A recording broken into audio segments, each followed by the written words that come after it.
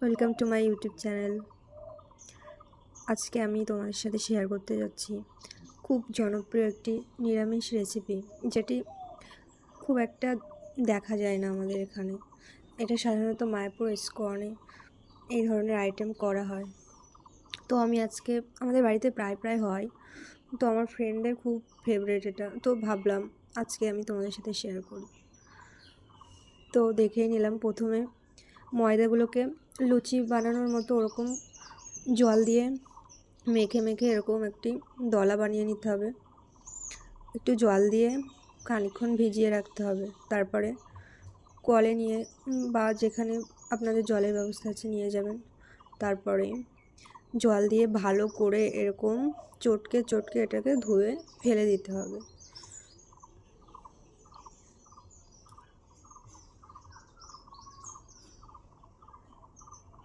ভালো করে চটকাতে হবে, তারপর এরকম জলটা ফেলে দিতে হবে।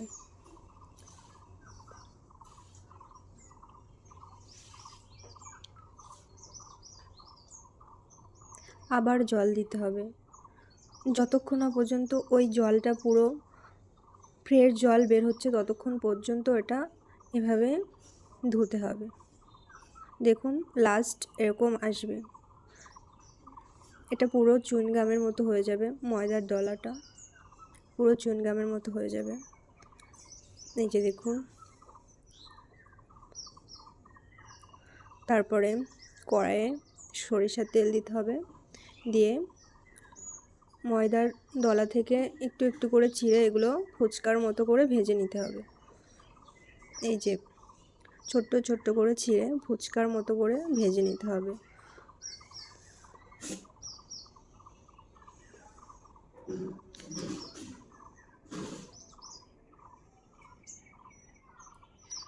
আজ আমার দিদার শ্রাদ্ধ ছিল আমাদের বাড়িতে। আর যেহেতু আমাদের বাড়িতে আমিষ করা হয় না, আমরা মায়াপুরের ইস্কন মতে, তো এই ধরনের আইটেম আমাদের বাড়িতে প্রায় হয়ে থাকে। আমার ফ্রেন্ডদের খুব ফেভারেট। ওরা বলে যে এটা কিভাবে বানাস, একদিন দেখাস, তো এর জন্য ভিডিওটা করা। তো মনে হলো তোমাদের সাথে একটু শেয়ার করি। খুব ভালো লাগে, যেহেতু এটা আমরা নিরামিষ করেছি, আপনারা চাইলে পেঁয়াজ রসুন দিয়েও করতে পারেন। খুব ভালো লাগে। হ্যাঁ, এরকম ভেজে নিতে হবে। এটা পুরো ফুচকার মতো ফুলে যাবে। আর মনে রাখবেন, যখন আটাটা ধোবেন, আটা না, ওটা ময়দা দিয়ে, ময়দার ডলাটা যখন জল দিয়ে ধোবেন তখন খুব ভালো করে ধুতে হবে। ধোয়ার জন্যই কিন্তু এগুলো বেশি ভালো করে ফোলে। ধোয়া ঠিক না হলে এগুলো কিন্তু ফোলে না।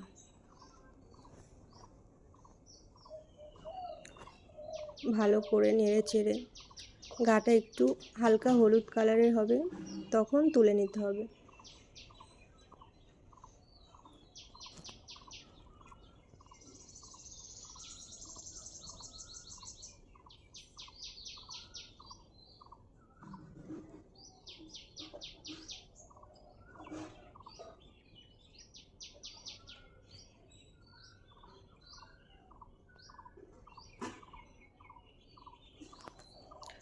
এখনও গাটা হলুদ হয়নি, হয়ে এসছে প্রায়।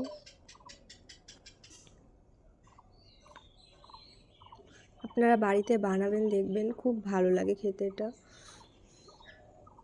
যারা বিশেষ করে নিরামিষ খান, বাড়িতে চেষ্টা করবেন। আশা করি মাছ মাংসর কথা মনে পড়বে না।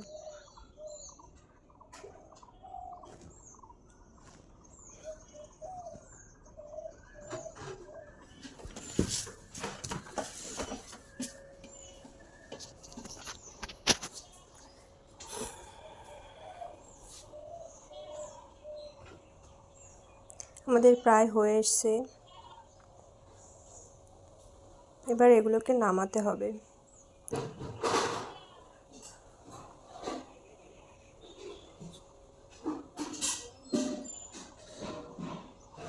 পুরো ফুচকার মতো ফুলে গেছে, ফুচকার মতো পুরো ফুলে গেছে। এবার এগুলোকে আমরা একটি খালি পাত্রে নামিয়ে নেব।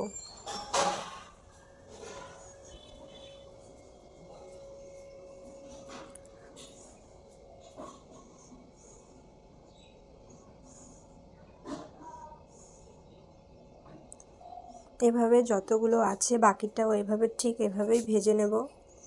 ভেজে একটি পাত্রে তুলে রাখতে হবে। দেখুন আমরা বাকিটাও সব ভেজে নিয়েছি, যেহেতু আমাদের বাড়িতে 60-70 জনের জন্য রান্না করা হচ্ছিল, এই জন্য একটু বেশিই ছিল। আপনারা অল্প করে করবেন, খুব ভালোই হবে।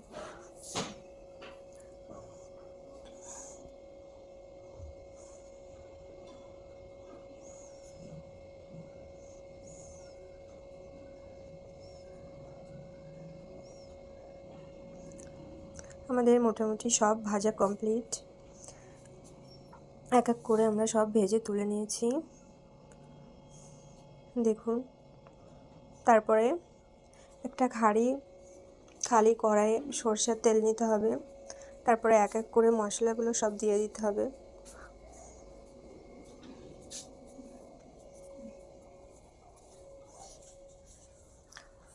প্রথমে তেজপাতা ও শুকনো লঙ্কা ফোড়ন দিতে হবে।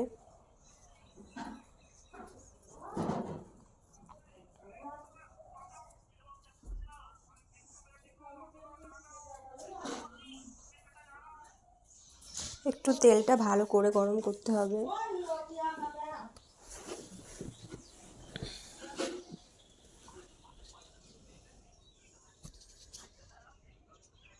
তারপরে গরম মশলা দিতে হবে, দিয়ে আস্তে আস্তে নাড়াচাড়া করতে হবে।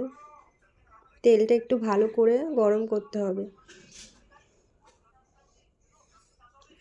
আস্তে আস্তে ভালো করে নাড়াচাড়া করতে হবে। তারপরে হিং দেওয়া হলো, তারপরে পরিমাণ মতো চিনি দেওয়া হলো, লঙ্কা বাটা দেওয়া হলো,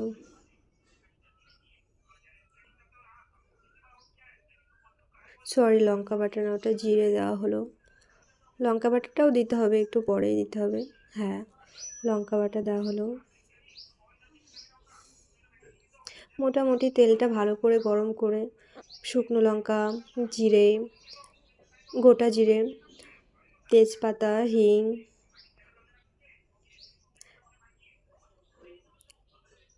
দিয়ে মোটামুটি ভালো করে নাড়াচাড়া করে নিতে হবে।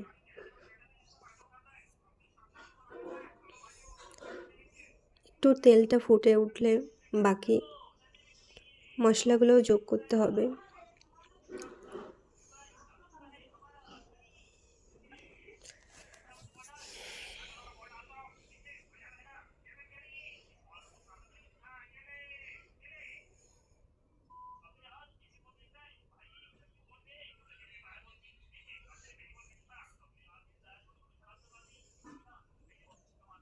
তারপর টমেটো জুস দেওয়া হলো।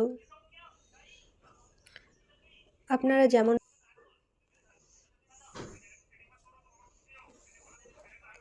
আমাদের বাড়িতে যেহেতু অনেক রান্নাবান্নার আয়োজন করা হয়েছিল, এই জন্য বেশি করেই দেওয়া হলো। তারপরে হলুদ গুঁড়ো দেওয়া হলো,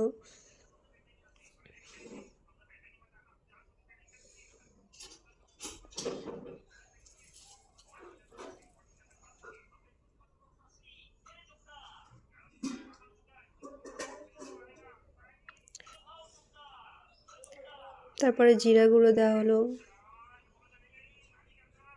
না ওটা গরম মশলা গুঁড়ো দেওয়া হলো, তারপরে জিরা গুঁড়ো দেওয়া হলো।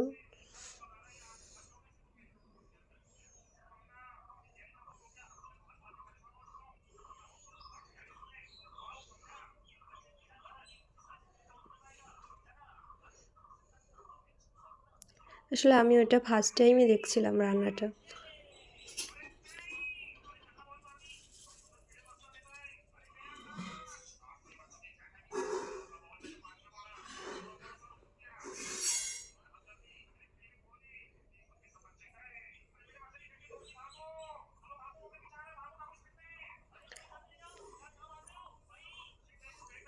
জিরা গুঁড়োই দেওয়া হলো, কারণ অনেকটা তো, 2 প্যাকেট লাগলো জিরা গুঁড়ো।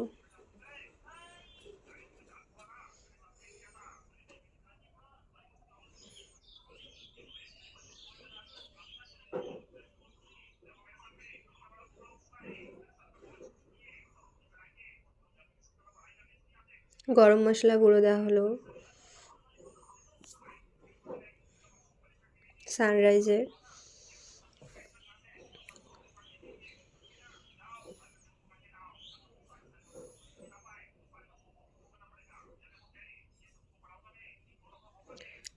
তারপরে চিনি দেওয়া হলো পরিমাণ মতো।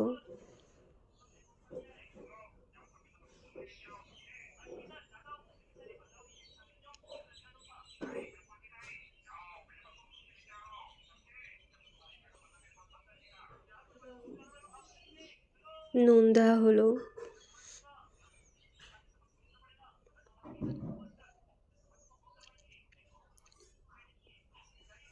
সব কিছুই ভালো করে মিক্সড করে যতক্ষণ না পর্যন্ত ফুটবে ততক্ষণ পর্যন্ত আমাদেরকে কষাতে হবে।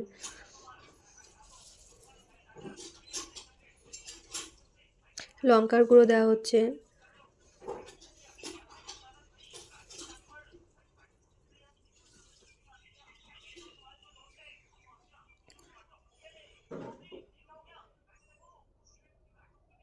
ব্যাস, এবার এই মশলাগুলোকে আমাদেরকে ভালোভাবে ফুটিয়ে নিতে হবে, তেলে ভালো করে কষিয়ে নিতে হবে।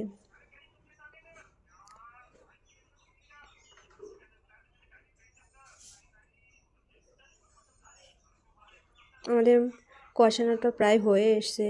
এবার আমরা ময়দা দিয়ে যে ছোট ছোট ফুচকার মতো করে যে লুচিগুলো কেটে রেখেছিলাম ওগুলোকে এবার এই মশলার মধ্যে ছাড়তে হবে।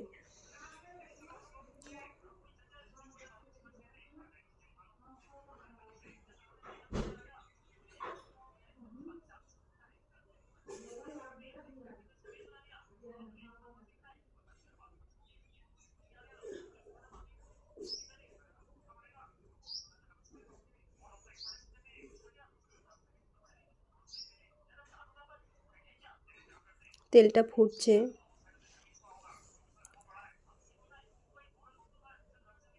মশলাগুলো খুব ভালো করে কষিয়ে নিতে হবে।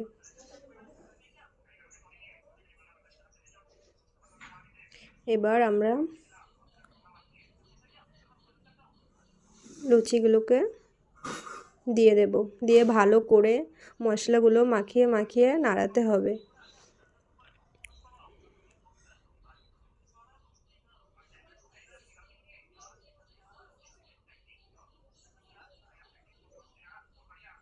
খুব ভালোভাবে মশলাটাকে মাখিয়ে নাড়াচাড়া করতে হবে।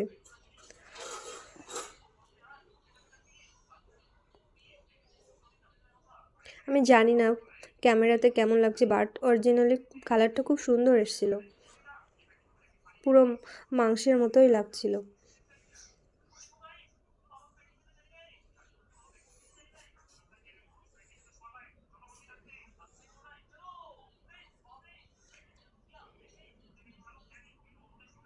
ভালোভাবে কষানো হচ্ছে।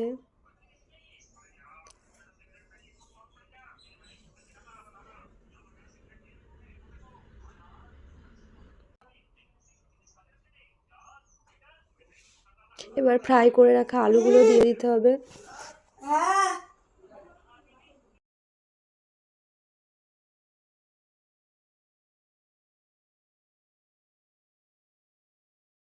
আলুগুলো দিয়ে ভালোভাবে নেড়ে নেড়ে কষাতে হবে।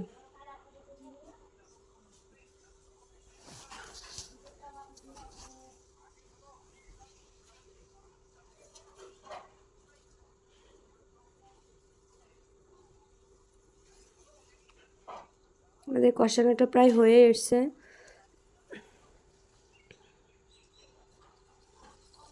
ভালোভাবে নেড়ে চেড়ে কষাতে হবে। আপনারা যদি বাড়িতে চান পেঁয়াজ রসুন দিয়ে রান্না করবেন তাহলেও ট্রাই করে দেখতে পারেন, খুব ভালো হয় খেতে এটা। যারা বিশেষ করে নিরামিষ খান, মাছ মাংস খান না, তারা অবশ্যই ট্রাই করতে পারেন।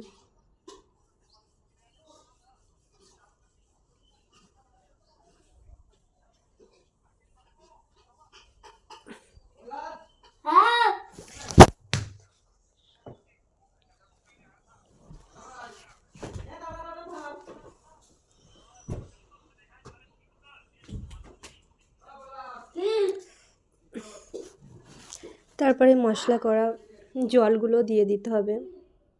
মশলা করে যে পাত্রে রাখা হয়েছিল ওই পাত্রটা ধুয়ে জলগুলো দিয়ে দিতে হবে।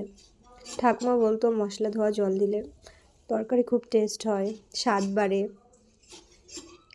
এখানেও সেটাই করা হচ্ছে, মশলা ধোয়া জলগুলো দিয়ে দেওয়া হচ্ছে।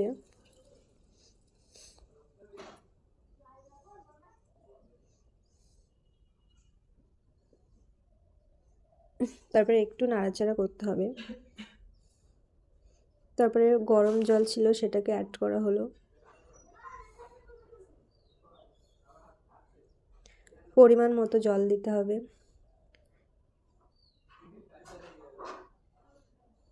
একটু জল বেশি দিতে হবে পরিমাণ মতো, কারণ এটা খুব জল টেনে নেয়।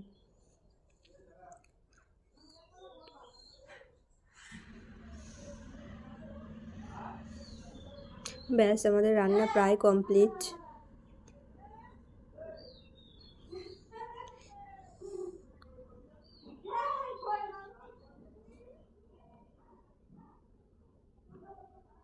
আমাদের রান্না প্রায় কমপ্লিট। এবার এটাকে ফুটতে দিতে হবে।